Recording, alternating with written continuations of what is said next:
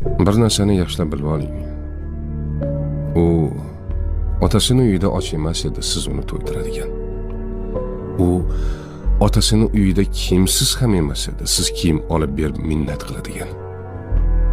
U otasini uyida malikalardek edi. U otasini uyida siz aytganda kasalmand ham emas edi. Siz boshing kasaldan chiqmaydi deb nomlaydigan. U otasini uyida kiyimsiz ham emas edi. Siz kiyim olib berib minnat qiladigan.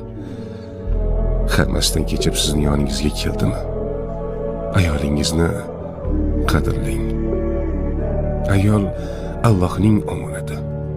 Uni xo'rlash omonatga xiyonatdir.